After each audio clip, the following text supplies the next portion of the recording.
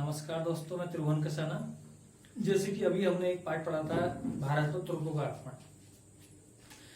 तुर्कों के आक्रमण में हमने देखा था महमूद गजनबी का भारत पर आक्रमण, और महमूद गजनबी के आक्रमण में हमने देखा था कि भाई कैसे कैसे महमूद गजनबी ने भारत पर आक्रमण किया। लगभग अगर हम बात करते हैं महमूद गजनबी के आक्रमण की, लगभग 17 बार उसने आक्रमण किया था। और 17 बार में लगभग हम बात करते हैं कि उससे हर क्वेश्चन हमारा उसमें सॉल्व हो चुका होगा, क्योंकि कहानी तौर पे हम आपको पढ़ा रहे हैं। और मैं चाहता हूं कि कहानी तौर पे ही हम आपको आगे तक जो भी इतिहास का पार्ट होगा मैं कहानी तौर पे ही आपको पढ़ाऊंगा। बस अपना संयम रखें और वीडियो लास्ट तक देखें, कोई भी आगे पीछे ना करें वीडियो को, क्योंकि हर वीडियो में आपको कहीं ना कहीं कोई ना कहीं क्वेश्चन आपको छुपे मिलेंगे। बस मेरी कहानी को आप विस्तार पूर्वक जाने कि मैं कहानी में बोल क्या रहा हूँ, क्वेश्चन पे मैं लिख क्या रहा हूँ। क्योंकि ऐसा तो नहीं है कि मैं क्वेश्चन आपको चाहूं तो मैं ऐसे पढ़ा सकता हूँ कि महमूद गजनबी ने कितनी बार आक्रमण किया, 17 बार। महमूद गजनबी के शासनकाल में कौन कौन इतिहासकार आए, वो सब कुछ हम जानते हैं। लेकिन आपको मैं चाहता हूं कि एक नए तरीके से इतिहास पढ़ाना। अगर नए तरीके से इतिहास पढ़ना है आपको, तो कुछ आपको टाइम देना होगा।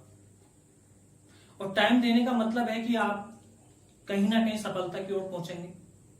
तो आज जो हम हिस्ट्री का पार्ट लेके आए हैं महमूद गजनबी से, अगला टॉपिक हमारा है, क्योंकि महमूद गजनबी से अगला टॉपिक आप सभी जानते हैं कि मोहम्मद गोरी का भारत पर आक्रमण, या कह सकते हैं कि तुर्की का दूसरा आक्रमण अगर हम कहीं देखने को मिलता है तो वो मोहम्मद गोरी के द्वारा ही मिलता है।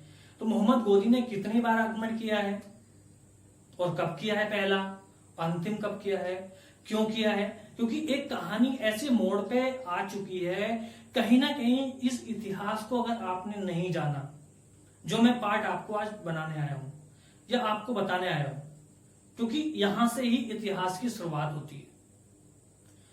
क्योंकि इस पार्ट के अंदर अंदर आपको लगेगा कि कहीं ना कहीं जो राजपूत शासन अभी तक हम देखते आ रहे हैं पिछले वीडियो से अभी तक का, कहीं ना कहीं बहुत महत्व रखता है ये पार्ट। तो आज जो हमारा टॉपिक रहेगा हिस्ट्री का ही हमारा टॉपिक है, वो है भारत पर तुर्की आक्रमण। तो अगला जो टॉपिक है भैया वो कौन सा रहेगा अपना? भारत पर तुर्की आक्रमण। अब आप बोलोगे कि सर अभी तो हमने पिछले वीडियो में हमने तुर्की आक्रमण पढ़ा। बिल्कुल सही बात है कि हमने पिछले वीडियो में जो पढ़ा था वो तुर्की आक्रमण ही पढ़ा था, लेकिन ये जो वीडियो है हमारा है ये भी तुर्की आक्रमण है।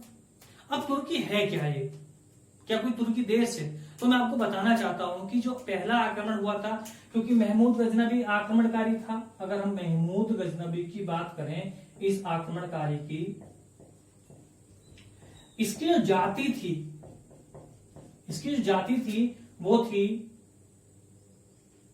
तुर्क। इसलिए हम क्या बोल रहे हैं भैया, तुर्की आक्रमण बोल रहे हैं। अगर हम बात करते हैं इस दूसरा तुर्की आक्रमण जो था वो मोहम्मद गोरी है। अगर हम इसकी जाति की बात करते हैं वो क्या है? तुर्की है।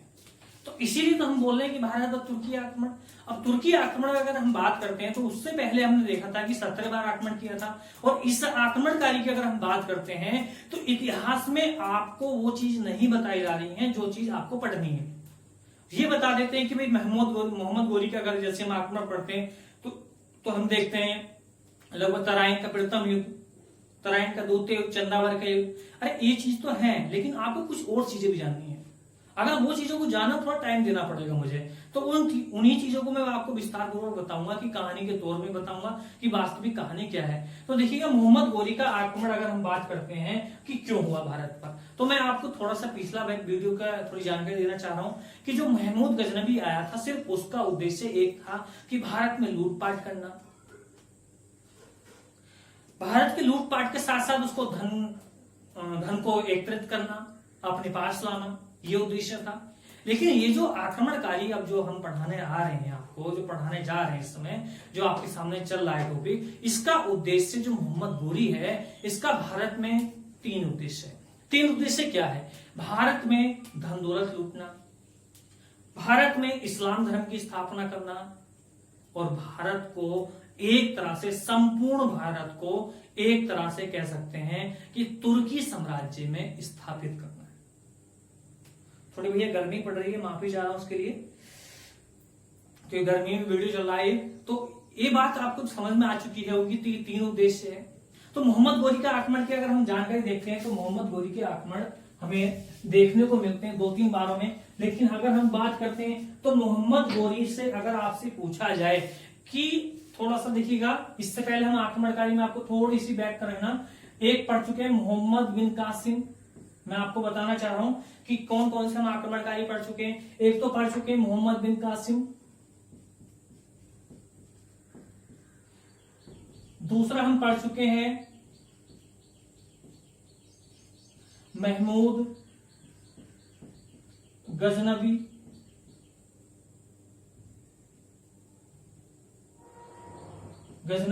और भैया तीसरा जो आक्रमण हम पढ़ने जा रहे हैं वो है मोहम्मद गोरी। अगर हम बात आपसे पूछा जाए कि बताइएगा प्रथम आक्रमण किसने किया, तो आप बताएंगे मोहम्मद बिन कासिम। दूसरा आक्रमण किसने किया, कौन सा मुस्लिम था, महमूद गजनबी। और तीसरा कौन था, आप बताएंगे मोहम्मद गोरी। तो इसने जो आक्रमण किया था वो किया था, भैया बहुत इंपोर्टेंट बता रहा हूं, इसने किया है 14 बार। इसने कितने किया है, 17 बार। इसने कितने किया है, 15 बार। तो ये चीजें आपको देखने को मिलेगा कि इसके बारे में जरूर पता होगा कि भाई 17 बार किसने आक्रमण किया है, महमूद गजनबी ने किया। लेकिन मोहम्मद गोरी के बारे में 3-4 लाइन हमने पढ़ रखी। 3-4 लाइनों से मोहम्मद गोरी समाप्त नहीं होता है, क्योंकि इसने जो आक्रमण किया कितनी बार किया है, 15 बार आक्रमण किया। इसने कितनी बार किया है, 14 बार किया है। इसने कितनी बार किया है, 17 बार। तो जो हम पढ़ने जाएंगे कौन सा पढ़ेंगे, मोहम्मद गोरी। तो आज देखते हैं मोहम्मद गोरी का टॉपिक क्या कहता है और क्या इसकी वास्तविक कहानी है। क्योंकि मोहम्मद गोरी का जैसे ही हम जिक्र करते हैं तो कहीं ना कहीं हमें एक राजा का, एक महान राजा का जिक्र मिलता है, वो है पृथ्वीराज चौहान।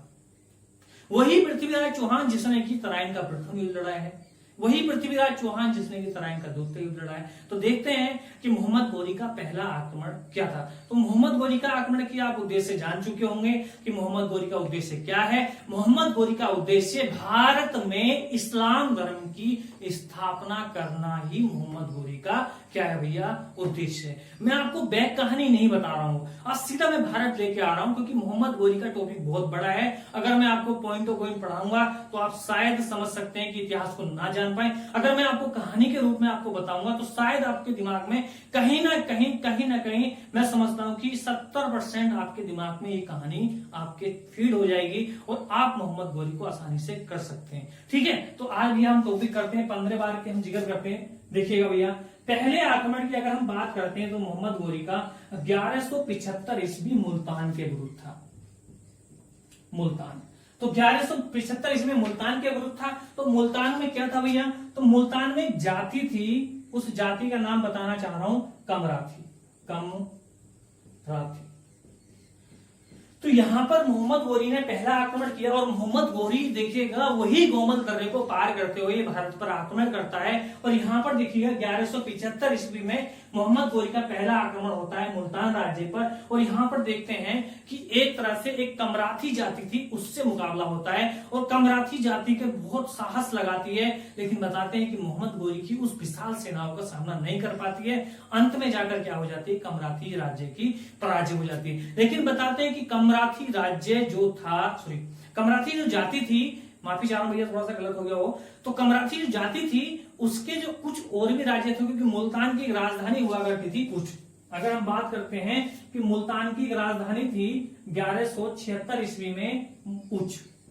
मोहम्मद गोरी यहां पर आक्रमण करता है, यहां भी वही जाति थी जिसका नाम था कमराथी, और कमराथी का यहाँ पर सामना होता है। बताते हैं कि कमराथी जाति का फिर से यहाँ पर वही विनाश करता है मोहम्मद गोरी, जैसे कि आपको 1175 में किया था। और इस तरह से पता चलता है कि कमराथी जाति जो थी एक राजपूत जनजाति थी, ये हमेशा के लिए समाप्त हो जाती है। मोहम्मद गोरी आखिर कर क्या रहा है यहाँ पर, मोहम्मद गोरी का उद्देश्य ऐसा क्या है जो कि भारत में एक तरह से सत्ता स्थापित करना चाह रहा है। अरे हमने पहले मोहम्मद बिन कासिम पढ़ा था, उससे पहले हम महमूद गजनबी पढ़ रहे हैं। ये आखिर आक्रमणकारी कर क्या रहे हैं? क्या एक छोटी सी सेना लेकर हमारे राज्य पर विजित कर सकते हैं, हमारे राज्य को जीत सकते हैं? नहीं ना। तो आखिर हमारे राज्य क्या कर रहे हैं, हमारे देश के जो राजा हैं वो क्या कर रहे हैं? तो मैं आपको बताना चाहता हूं कि जिस समय मोहम्मद गोरी ने आक्रमण किया तो उस समय हमारे देश में जो एकता थी वो कहीं भी देखने को नहीं मिलती थी। हमारे राज्यों में सिर्फ ये था कि अगर मुल्तान पे आक्रमण हुआ है तो मुल्तान ही उसका सामना करेगा, ना कि एक तरह से गुजरात राज्य से सामना करेगा।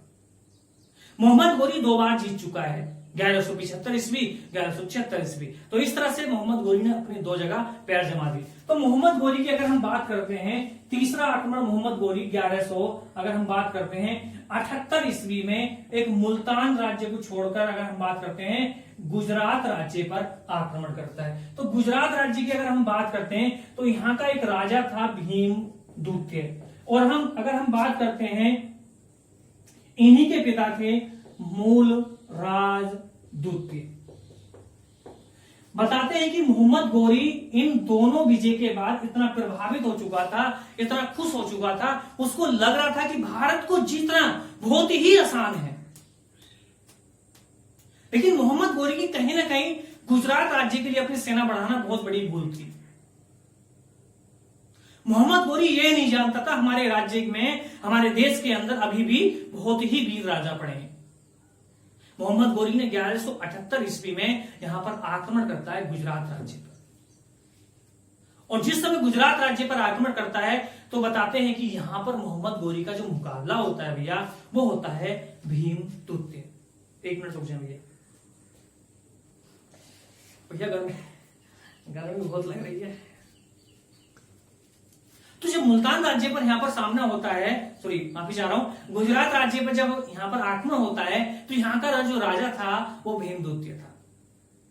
बताते हैं कि भीमदूत्य ने यहां पर मोहम्मद गोरी को बुरी तरह से परास्त किया, और जब बुरी तरह से परास्त किया तो मोहम्मद गोरी के भैया हम बताना चाह रहे हैं, हम रियल इतिहास बता रहे हैं आपको, मोहम्मद गोरी को 100 कोस तक यहां पर दौड़ाया,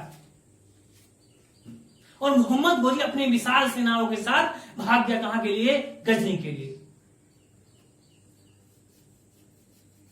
अरे अभी भी हमारे देश में वो राजा हैं, मोहम्मद गोरी का वो ख्वाब गलत था। अरे 1175 ईस्वी में जीत लिया, अच्छी बात है, कल जाति को हराने से क्या फायदा? एक छोटी छोटी जनजाति वहां पे रहती थी, निवास करती थी, उनको हराना कहां की बहादुरी है?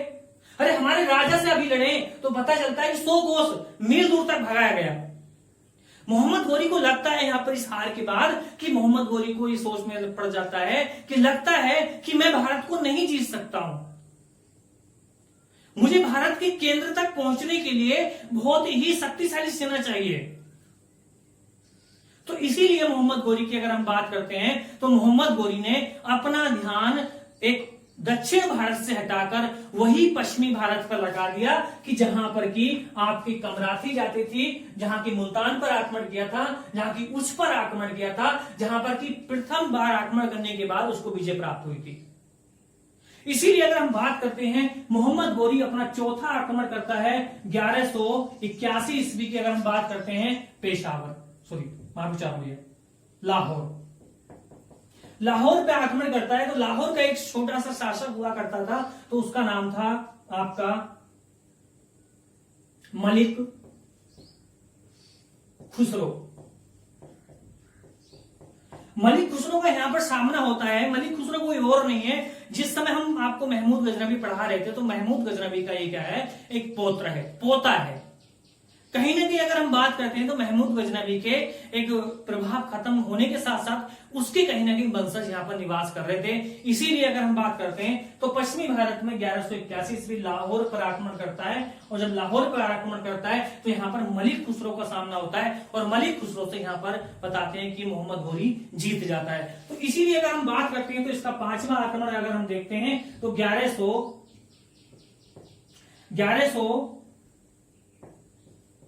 1182 ईस्वी में पेशावर पर करता है भैया। पेशावर की अगर हम बात करते हैं तो पेशावर पर कोई नहीं है, वही मलिक खुसरो का शासन है। मलिक खुसरो यहाँ पर कमान संभाल रहा था। तो बताते हैं कि मलिक खुसरो को यहाँ भी बुरी तरह से परास्त का सामना करना पड़ता है, क्योंकि अगर हम बात करते हैं कि भारत के अंदर यहाँ पर पहला ऐसा अवसर था कि मुस्लिम सेना मुस्लिम से लड़ रही है। ये चीज में नोट करना भैया सभी लोग, क्योंकि इतिहास में बहुत कम चीजें आपको बताई जाएंगी, क्योंकि मैं आपको बताना चाहता हूं वो रियल इतिहास बता रहा हूं कि जो रियल वास्तविक है। शायद आपको लग भी रहा होगा कि यूट्यूब पे हम पढ़ रहे हैं, एक पता नहीं क्या एक नए तरीके से पढ़ाया जा रहा है हिस्ट्री। देखो भैया, एक चीज हमें आपको बता दें कि इस चैनल पे जो जीएस आपको पढ़ाया जाएगा तो वो थोड़ा सा अलग होगा, थोड़ा समझने के लिए ना, क्योंकि कहते ना वो कठिन चीजें जल्दी से समझ में नहीं आती। अगर मैं बोल देता भैया देखो मोहम्मद गोरी का आक्रमण, तो वो चीज जल्दी समझ में आती, क्योंकि कहानी तौर पर अगर आप समझेंगे जल्दी से आप नहीं जान पाएंगे, लेकिन धीरे धीरे आदत बनती रहेगी कि आप सभी यूट्यूब चैनल को भूल जाएंगे। अगर आप हिस्ट्री पढ़ने आएंगे तो इसी चैनल पे आएंगे, हिस्ट्री का मैं आपको वादा करता हूं। बाकी जो जीएस है वो आपको अभी मैंने कोई टॉपिक छेड़ा नहीं है, अभी जो मेरा टॉपिक चल रहा है वो हिस्ट्री का चल रहा है। जैसे ज्योग्राफी पे आऊंगा तो आपको मजा आने लगेगा ज्योग्राफी का, जैसे कि आपको हिस्ट्री का आ रहा है। तो ध्यानपूर्वक शांतिपूर्वक बनाए रखें। तो यहाँ पर देखते हैं 1182 में पेशावर पर आक्रमण करता है, मलिक खुसरो की क्या हो जाती है भैया, यहाँ पर पराजय हो जाती है। और जब पराजय होती है तो मलिक खुसरो, क्योंकि महमूद गजनबी का वंशज है, अरे वही 17 बार जिसने आक्रमण किया है, छोटा आक्रमणकारी नहीं है, उसका वंशज है, उसका पोता है, तो वो शांत थोड़ी बैठेगा। 2 बार हार चुका है, तो जब 2 बार हार हो जाती है तो बताते हैं कि एक तरह से यही आपका छठा आक्रमण होता है 1185 ईस्वी सियालकोट। ये सब पाकिस्तान का एरिया। यहां भी कौन है, मलिक खुसरो। मलिक खुसरो बताते हैं, मलिक खुसरो यहां भी बताते हैं कि एक तरह से मलिक खुसरो एक क्रोधित होने के साथ साथ कि मैं एक अपनी राजधानी तक को नहीं बचा सका, क्योंकि उस समय अगर हम बात करते हैं कि लाहौर की राजधानी उस समय कौन सी हुआ करती थी, तो वो सियालकोट हुआ करती थी। अपनी सियालकोट राजधानी की कमान संभालने के लिए मलिक खुसरो अपनी विशाल सेनाओं के साथ एक मोहम्मद गोरी का सामना करने के लिए तैयार हो जाता है, क्योंकि यहां पर मोहम्मद गोरी एक ही बात कहता है कि क्यों ना हम दोनों लोग मुस्लिम लोग हैं कि हम संधि कर लें और एक संपूर्ण भारत पर अपनी सत्ता स्थापित कर सकते हैं, एक इस्लाम को स्थापित कर सकते हैं। लेकिन बताते हैं कि एक तरह से इसी मलिक खुसरो ने मोहम्मद गोरी के साथ कोई संधि नहीं करी और युद्ध करके ही नहीं कहा कि अगर जो जीतेगा वही अपनी सत्ता स्थापित कर सकेगा। लेकिन बताते हैं कि मित्रों, यहां पर आपके मोहम्मद गोरी और आपके यही मलिक खुसरो के बीच भयंकर युद्ध होता है, और इस भयंकर युद्ध के पश्चात ये पता चलता है कि आपके मलिक खुसरो की इसमें पराजय होती है। और एक दुख भरी कहानी ये सामने आती है कि इसमें मलिक खुसरो लड़ता हुआ वीर गति को प्राप्त हो जाता है, और इस तरह से पता चलता है कि आपके पश्चिमी भारत पर लाहौर, पेशावर, सियालकोट, मुल्तान और उच्च पर कब्जा हो जाता है, बस छोड़कर किसको, आपके मुल्तान को। क्योंकि मुल्तान राज्य एक ऐसा राज्य था जो कि एक बहुत बड़ा प्रतापी राजा हुआ करता था यहाँ का, भीमदूत्य, और उन्हीं के पिता थे जिनका नाम था मूलराज द्वितीय। तो इस तरह से अगर हम बात करते हैं तो मोहम्मद गोरी के कहीं ना कहीं पश्चिमी भारत में एक जड़ें मजबूत हो चुकी थी।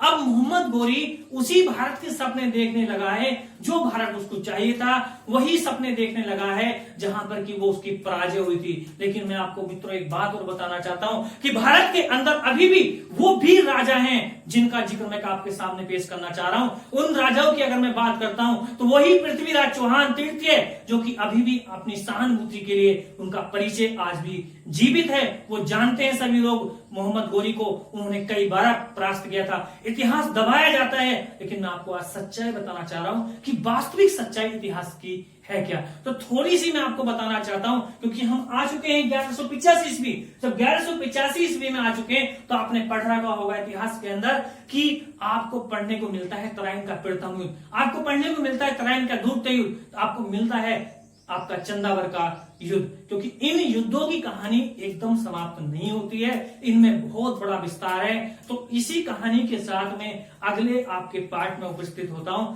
तब तक के लिए नमस्कार।